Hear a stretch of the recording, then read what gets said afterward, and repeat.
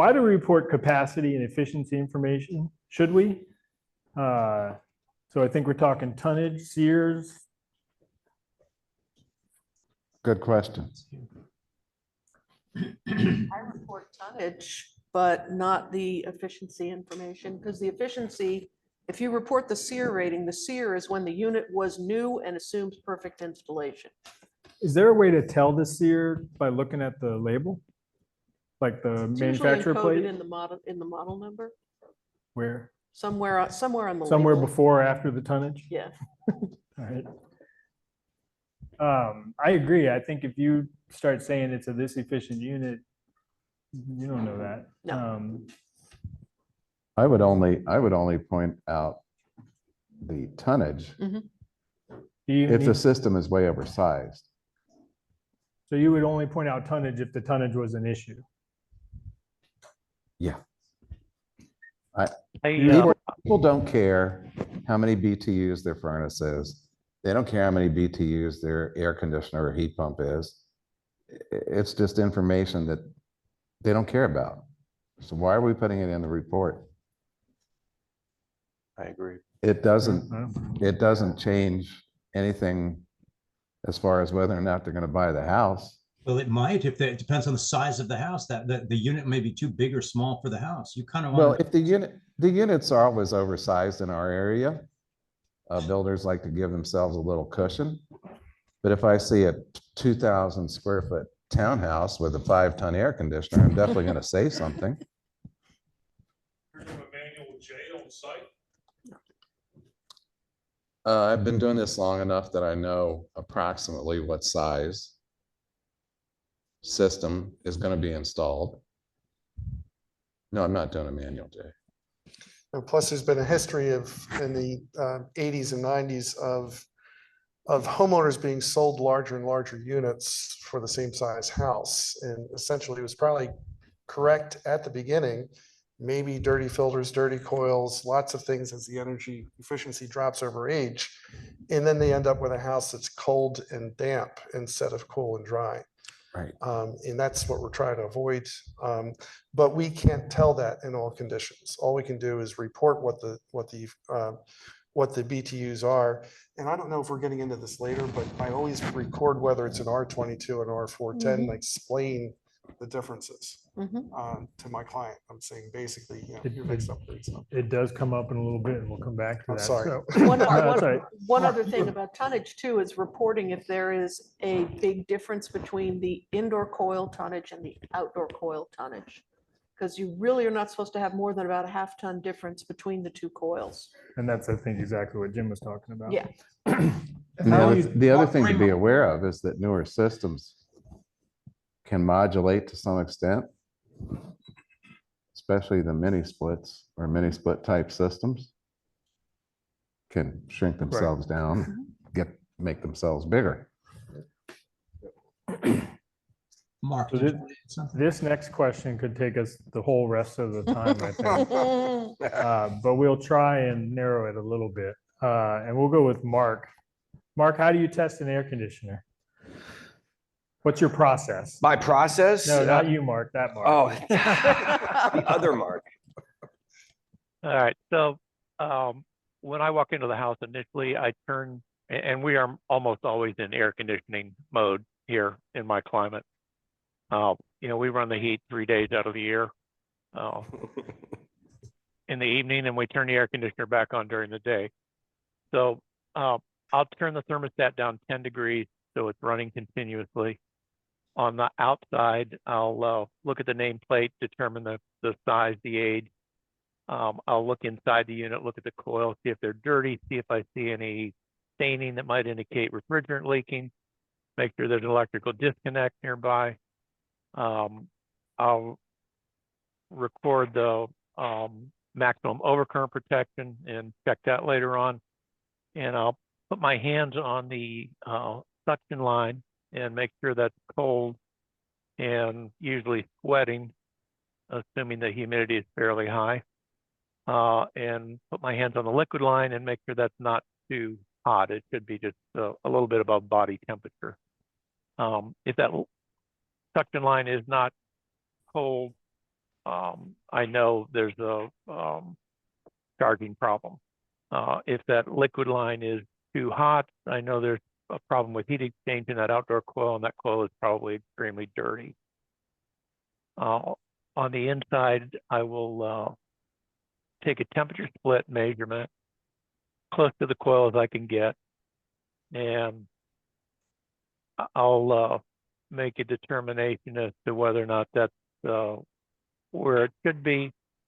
And in a properly operating unit that's relatively new, where the ductwork's in pretty good shape, your airflow is about right, you're going to have an 18-20 degree temperature split in that range as being normal. If it's below 17 or so, then I'm going to recommend an AC contractor evaluate it. If I can take the cover off reasonably easily, I'll try and get a look at the indoor coil and the inside of the unit, make sure that is not completely contaminated with all kinds of biological crud. I'll look at the ductwork. If the air handler's in a garage, I'm going to pay particular attention to the return air side and advise the client to seal up the air handler case and put a carbon monoxide detector in the house to warn them of the risk of carbon monoxide poisoning. I'll look at the ductwork in the attic. Most of the ductwork that we see today is pretty crummy flex ductwork. Usually it's not installed very well. And then as I'm walking through the house, I will kind of evaluate the temperature room to room. If there are any rooms that feel warmer to me, I'll probably measure the temperature in that room and find it's 2-3 degrees warmer than other rooms. And if that's the case, I'll recommend they have a contractor evaluate that if they have an airflow problem. I usually do a kind of a rough mental load calculation in my head and see if the size of the system matches what I think they ought to have for the square footage of the house. But I got to tell you, that's getting harder and harder to do with the energy code that we have today. We are putting systems in that are almost 1/2 smaller than we would have put in, 10 years ago. So, the rules of thumb that we used to use, we can't really use anymore today. And that's my basic standard of care. That sounds great. This next question is for both you and Larry. How risky is it really to test an air conditioner when it's cold outside? How would That's a they know joke, they're in 'cause it's Florida? high as our- Boom. Thank you. For the 3 Nice days. statement. It's cold. So we actually won't talk to you guys. We'll do it on the panel here. Personally, I test AC units pretty much all year long. I don't have a problem with that. I'm not concerned about it, and I've never had an issue. Mark, what's your attitude towards cold weather AC testing? It's transforming since, especially with this whole process of hearing a lot of inspectors that are raising valid reasons why wouldn't you test it? So before I remember hearing technicians at some of our seminars or at least chapter meetings saying, don't test it. Don't test it if it's less than it's been below 55 degrees or something for a 24-hour period, whatever. So I do test now, regardless. So Your last. the heat pump, no problem. I actually don't go by temperature. I go by whether the heating system has been on. If I show up at the house and the heating system is operating, I won't switch it to air conditioning. My concern is that the air conditioning, now you're going to get cold air passing over a hot heat exchanger.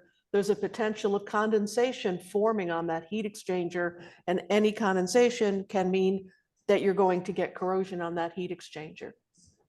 So if I do, it's going to be really, really briefly just to make sure it switches on, but I'm not going to run it for a long time.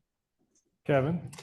Yeah, I'm old school from 1981 Housemasters and how I was taught. And basically their reasoning was that the Freon, it's a 1-cylinder car engine. compressor, and that the Freon basically, when it's very, very cold outside, is literally oils will separate out, get to the bottom of the sump.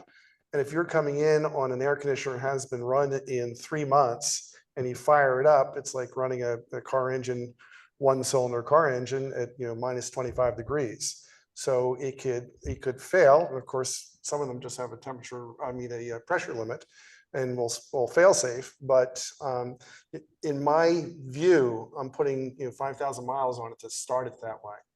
So for me, I don't test them in the wintertime. With Velma did with the, whatever mode the house is in, when I get there, that's the mode I'm going to evaluate. Now, Jim, to you. So point of clarification, when you say you test it, you're just turning it on to see if it runs? Or are you actually testing it to see how well it cools? Yes. So it's 28 degrees outside. Probably not. What are we doing? 38? What are we doing? It's 34 degrees outside. Yeah. We're going to run the air conditioner for how long to see how well it cools the house? I'm not going to cool the house, but I'm going to measure delta T. So you're going to run it long enough to see if it blows cold air. Yeah. Is that an actual test? If it blows cold air at 36 degrees, is it going to blow cold air at 98 degrees, I don't know, if 90% humidity? If it's 70 plus in the house, should drop that temperature down. Well, let okay. me- Let me tell you what I'll answer the manufacturers say. question. I'll answer the question. I don't have a problem with turning it on to see if it runs, but I'm not going to let it run for an hour or two to see how well it cools. Yep. Because Yeah, I'm not based sure. on the temperature outdoors, it can cool really well when it's cold outside. It's easy for it to reject heat, right? True. Mark, you were going to add something? Yeah, let me tell you what manufacturers say, and I've seen this in installation manuals. They say don't operate this unit at temperatures below 55 degrees. Now, you could probably operate it at 55 degrees and get away with it. Lower temperatures, I'd be much more reluctant to operate it. And the other problem is you're boiling liquid refrigerant in that evaporator coil. And if you don't boil all that refrigerant, you're going to slug liquid back into the compressor, which is a really bad thing because that liquid does not compress. So that's the big risk, really, that you can actually pretty much destroy that unit. But so, it's really difficult to do get any kind of meaningful result at those low temperatures as to how the system is actually performing. That's kind of what I was trying to say. So like I said, my method is transforming as we speak. Remember that refrigerant, if you have a flask of refrigerant in your hand, R22 at least, it'll boil at skin temperature. And it'll also migrate to the colder place. Which So would what- be outside in the compressor. Exactly. Right, You don't right. want the bottom of the compressor. While we're on refrigerants, and it does come up, I think, in a few slides, I'll just go ahead and talk about it. So we've got R22, 410A, probably some other ones. What are you telling your clients when you see something that has 410A? I tell them when I see R22. R22. I put in my report. How what the old is that refrigerant unit? is. If it has R20, it's probably 20 years old or So more. is the issue the refrigerant, or is the issue that it's an older unit? Yeah. The Oh, issue is the yes. refrigerant. Yes. Yes. The answer. Now, I've seen R22 units dated as late as 2008. So, that hasn't been decades since it's been discontinued. There are still a lot of R22 systems that are out there. They're very, very, very expensive to maintain because the refrigerant, you're talking about a system that may use 10 pounds of refrigerant, and you could possibly pay like $500 a pound because it can't be manufactured anymore. It has to be scavenged. Well, I don't report refrigerants because like Wilma said, okay, 2008, that's a 15-year-old system, 16-year-old system. That's at the end of life anyway. You know, you're not going to put $5,000 worth of refrigerant in a 16-year-old system. You're going to replace the system. So it's a moot point, really. Y'all wear them out faster down there than we do up Absolutely. here. Yep. I mean, generally, my recommendation to clients when I see an R22 system is run it till it dies and then replace it. Now, you may probably want to replace it just before it dies. So you're replacing it on your schedule and not its schedule. Is anyone measuring the amp draw on equipment like this? I occasionally will measure the inrush when it startup current draw. Which is, what's the letters for that? LRA, locked rotor. LRA. I don't measure amperage anymore. I used to years ago, but very rare to find a unit that's drawing more than it's rated for. So once in a great while, I might have found one once or twice, but it's just, you know, you can do a whole lot of things, but you have to balance time versus, you know, what you're getting paid to do. So. Exactly. So one of the things we learned in our preparation for this course is another way to tell if something's a heat pump without even having to get too close to it.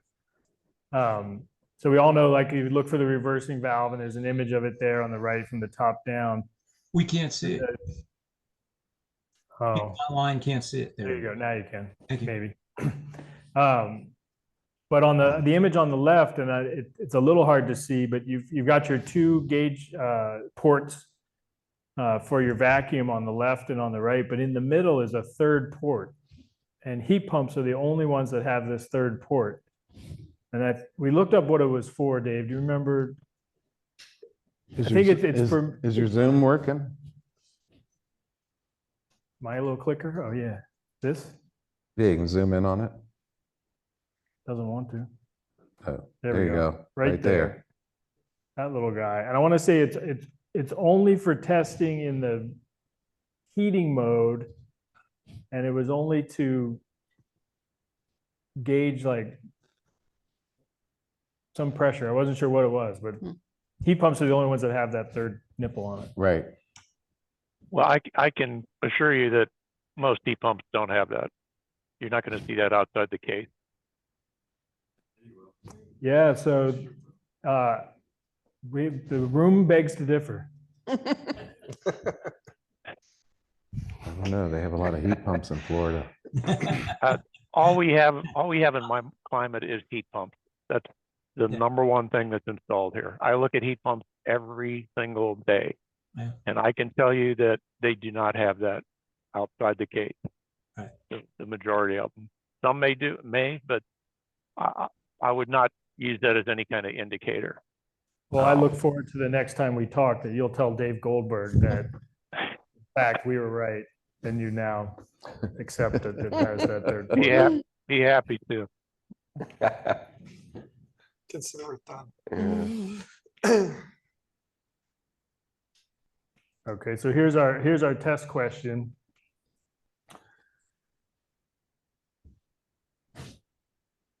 The breaker on the right doesn't want to work. Shake it. Call tech support. There we go. There you go. So this outdoor unit is being fed by this breaker, and I can't read it, but we'll say it's a 60 amp breaker. And then we go over here. Help me out Down at here. the bottom, right? Yeah, there you go. You're looking for the max fuse. Right there. Right there. 28 something maybe? No, 20. 20? 20. It's not gonna be 28. Well, it's 20 with a slash through it. Right. It looks like an 8. All right, so the concern here is that this unit is now not protected because it's capable of pulling more load through that breaker. Is it acceptable to put this fuse disconnect in there that's rated for the proper amperage? That's not rated for the proper amperage. No, but if you had a 20 amp fuse in it, Larry. Yeah, well, that you know, you got to phrase the question like you mean it. Can't be a service disconnect. Go, Larry. We talked about those. Oh, this is a fun one. I'm not sure why it's, Well, did we get the answer to that? Oh. Did we get the answer to that question? I thought it was rhetorical. The answer is, yeah, that's fine. It's properly protected at the equipment. So you're not protecting the whole circuit, you're protecting the compressor. As long as you protect the compressor, that's good enough. Yeah, well, that's the whole point of the overcurrent protection, right? Right. Max fuse or breaker, right? Right. So it doesn't matter where it's protected as long as it's protected, because all your disconnects aren't going to have fuses. A lot of them are just poles. Yes. What if it And was most of the number time 12? it's wrong because the old equipment drew a lot more current, much higher amperage rating on the breaker. So now you've got a newer system. Max current is 30. The old one was 60. But to Larry's point, this is wrong. Right. I actually can't see that close enough to tell you what the, So it's Right, the 30? fuse, does that say Calling for 30? 30. It's calling for 20. The fuse is a The 30. fuse is a 30 and the breaker is a 40. That's So- wrong. That's well, wrong. So it's then wrong. we have That's a still wrong. situation. Yeah. So it's wrong. Okay. What if the breaker were a 60 amp breaker and the wire was a number 12? And that fuse right there, the cartridge fuse was a 20 amp fuse. That's fine. Because that 20 amp fuse can be on that 12 gauge wire. The 60 amp breaker doesn't matter. But you still have the wire going from the circuit breaker to the disconnect. Yes, but the Good. disconnect has a 20 amp fuse in it. The The question concern is you're going to draw too much power through that wire and it's not rated for that. Yeah. Except if it's got a 20 amp, it's not going to draw any more than 20 amps through it. Well, you can use- unless someone replaced that cartridge fuse with a copper pipe. Yeah. Well, you could even use a 14 gauge copper wire because it's saying the minimum circuit is 11.8, Mhm. 11.8 amps. A 14 gauge copper, it would still be good. So you'd have an apparent overfused condition where the breaker is rated higher than the wire, but that's still okay. Well, that's the question. That's the big question. If you have a number 14 wire and a 60 amp breaker and a 20 amp fuse, is there anything wrong with that circuit? No, but there's probably a bunch of other stuff going on and you should have your eyes open. Mhm. Is carbon monoxide heavier or lighter than air? Jim? One answer, just quick. Almost the same. Kevin? I would say lighter. Wellman? No, it's heavier. Mark? Depends. Well, it depends is right. Point. There we Those go. are- We got a panel. Good job, everybody. We're not talking about Carbon- adult. Carbon yeah. monoxide is 0.97 density of air, So it's a little lighter. slightly lighter, irrelevant.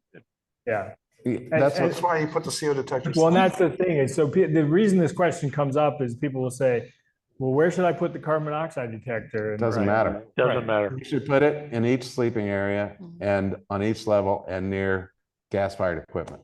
Mhm. That's where you should put it. So. It have can be down low, it can be high.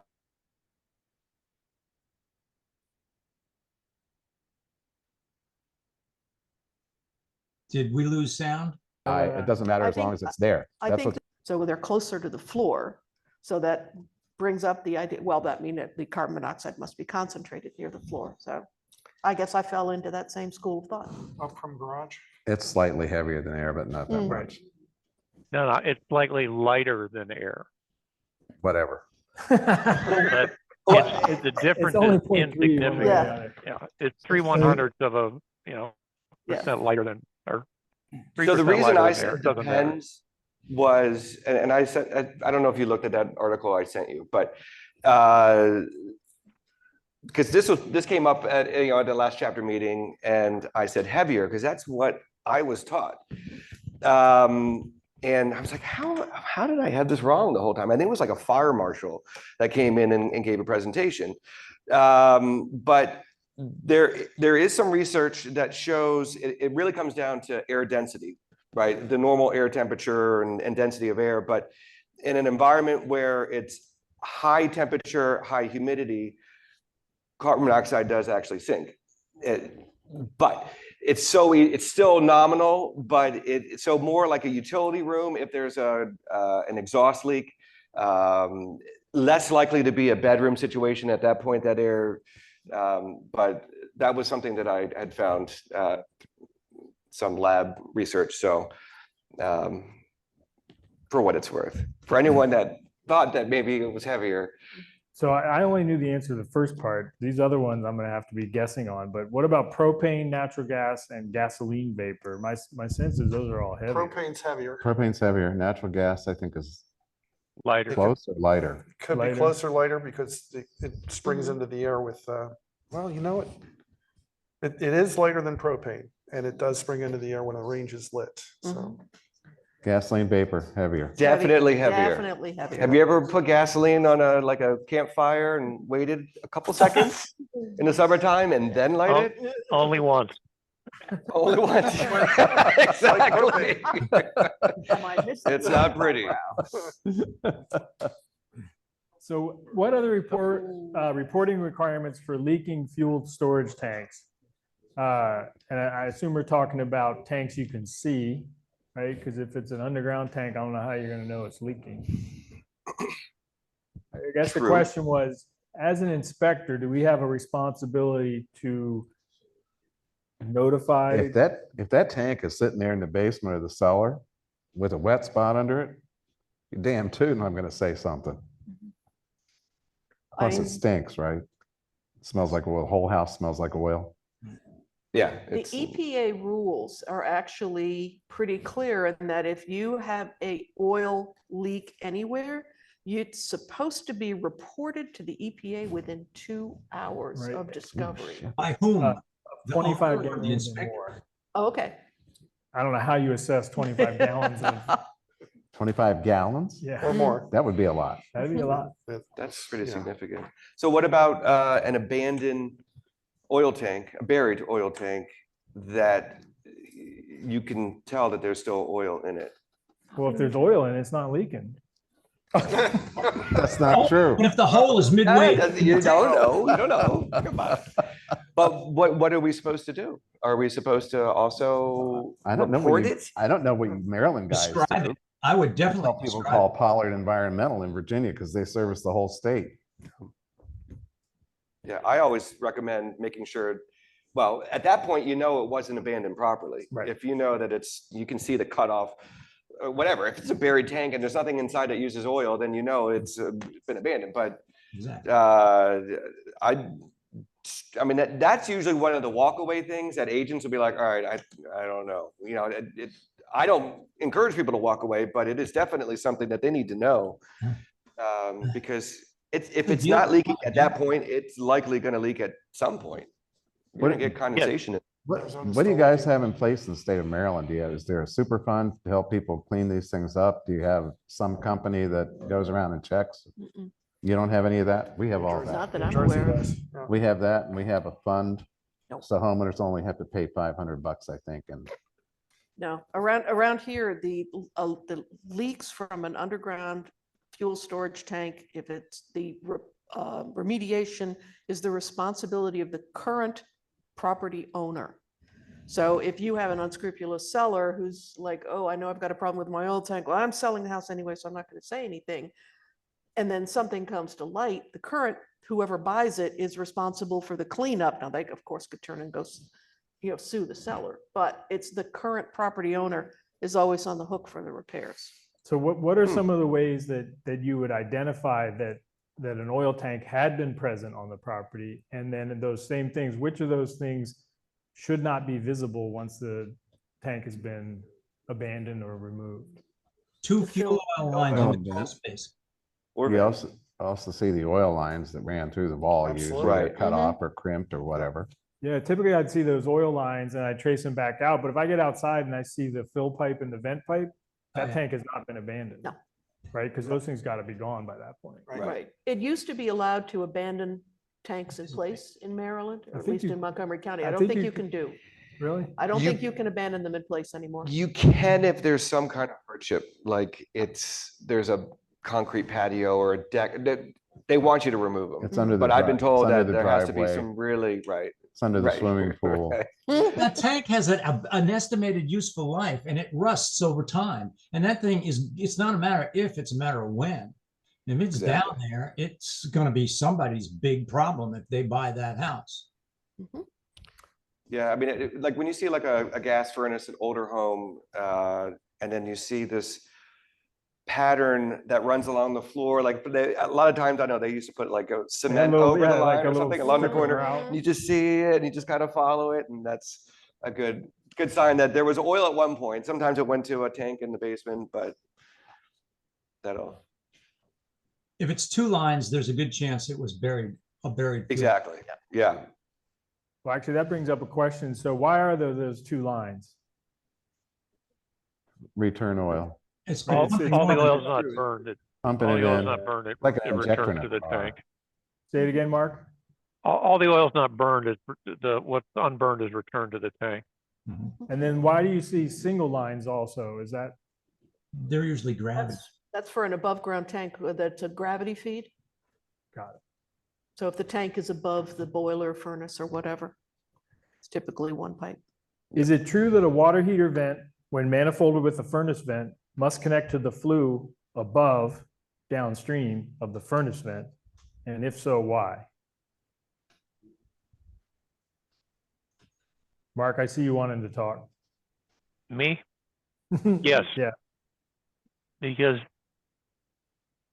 you want the lower volume of air that's being vented above the higher volume, because you don't want the higher volume pushing the lower volume back down the flue and filling at the draft hood. I was waiting for you to say, we don't have gas furnaces in Florida. Well, I taught home inspection in the classroom for 10 years, so you got to know the answers to a lot of esoteric questions to teach. So. But I think the question is a little misleading because it's really about like you said, the BTUs of the appliance, right? Because it's not, water heater and furnace aren't relevant, except that most times the water heater has Right. small in the furnace, but Right. it's really, It's So not the smaller is always above the larger. Right. from my understanding, that's how it used to be taught. My understanding now is that nothing to do with the BTUs. It is the vent size. So the smaller vent size must enter the system above the larger vent size, regardless of BTUs. Now, the smaller vent's probably going to have fewer BTUs than the larger, but Probably. that's the current standard. At least that's what I teach in my class. this is Therefore, sort it's of a- not always the water heater. It could be if they had a very small furnace and a larger water heater, it could be that the water heater would be below the furnace then. So it's not just look at a standard of, oh, it's the water heater, we're fine. You got to look at what the flow is. so this one is sort of a shotgun slide. Yeah. We've got can't what, see it. 7 minutes left? Turn it up, see if the furnace fires. But the one I think that probably grabs my attention is the geothermal, which isn't technically listed there, but our ground source would be that.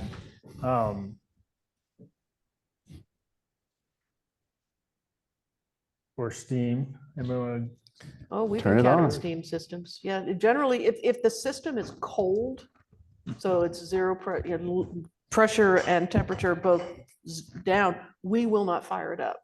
We won't start up. We won't activate a system. We'll operate it, but we're not going to activate it from cold to test it. Our thinking is always, it could be off for a reason. You're talking about steam or boiler in general? Yeah, we're Just talking about steam. steams and boilers. Okay. Yeah, hydronic and steam. Or hydronic with zero pressure on the gauge. Yeah, Hydronic with zero pressure on the gauge? No, I wouldn't light No. that one up either. no. All right, geothermal I can help you with because we do have a few of those. The other systems that we have here that are very similar in some high-rise condos, the water for a heat pump is supplied by the building. And they're basically the same systems where you're exchanging heat with water rather than air. So I am just going to operate it like a regular air conditioning system or heating system in heating mode and take a temperature split. And it's going to be very similar to what you would get from a regular air conditioner. They're just, it's just it operates a little more efficiently because you're exchanging heat with water that in our part of the world is coming out of the ground at 72 degrees, rather than trying to exchange heat with air that might be 92 degrees. So it's a little easier to get, more energy efficiency out of that system. But they're not, wildly different. The other difference is that you're going to have some sort of pump system that's going to pump the water, and it's obviously going to be obvious to you whether or not that's working, and you're going to look for leakage, but not a whole lot of difference. Is the Delta T in the heat pump mode different than the Delta T in the air conditioning mode? For a ground source system? Yeah, for or a ground air source. to air system. For ground source system. I would say it would be. I would say you're going to get a better Delta T in the heating mode. Because you're using constant, say 65 degrees. Yeah, because you're using water. Well, in Florida, it's 72 degrees pretty much. It might be a little cooler where you are, Larry, but Yeah. that's Central Florida. The water comes out of the ground at 72 degrees. So Harry's up in the mountains of Florida. That He's in was the 65. part. So there's still about a half hour of slides here. Does everybody want us to hang around for another half hour? This one? I want to ask a I don't question. see of- the slides on that one. Huh? Are you joking? Can I ask a question of Mark and Larry? Yes, please. Guys, because you're more air conditioning experts, with the new construction in the last 10 years and the introduction of outside air for hourly air exchanges coming in, is it affecting your systems down here or down there? Because up here, our systems have been getting smaller because our air exchanges per hour are smaller in large houses. So we do use some outdoor air here. My personal opinion and the opinion of every AC guy I talk to is don't in our climate. Because, here we're spending tens of thousands of dollars to make this house weather tight, weather stripping, putting in super energy efficient windows, and then we're going to suck in some outdoor air. Yeah. That just, the logic of that escapes me. Then Do the you second, use ERVs or HRVs? very rarely, only in super high end homes. Just make up air. Yeah, just make up air. And the problem that, aside from your wasting energy, if you need some fresh air, open the damn window. I mean, you paid thousands of dollars for these windows, open one once in a while if you need fresh air. But the other problem is in the wintertime, you're sucking in humid outdoor air in our climate. We have more mold problems in the wintertime than we do in the summer here. Because in the summer, we're running that air conditioner, it's running 24 hours a day, 7 days a week. In the wintertime, we're not air conditioning very much because the temperatures are mild, but we're still sucking in that humid outdoor air, and you're prone to causing more mold problems inside the house with those systems. So I tell people to, turn them off and not use them. And again, every AC guy I talk to says the same thing. So. Do you see any benefit to differentiating tonnage between the condenser and the evaporator in order to mitigate moisture problems? Well, that's more of a system design question. Yeah. But if your evaporator coil is a little larger than your outdoor unit and your air speed's a little lower, you're gonna remove a little more moisture from the air. But that's kind of an esoteric question. Well, I was just curious if you're seeing it practiced down there more. If you're seeing a half a ton larger coil, I mean, air evaporator. Well, yeah, often, but I don't know that that's done intentionally. It's just that that's that 36,000 BTU evaporator coil you can use with a 36,000 BTU condenser. You can use it with a 30,000 BTU condenser, according to the manufacturer. They just, match the equipment either way. There's just not that much effect one way or the other.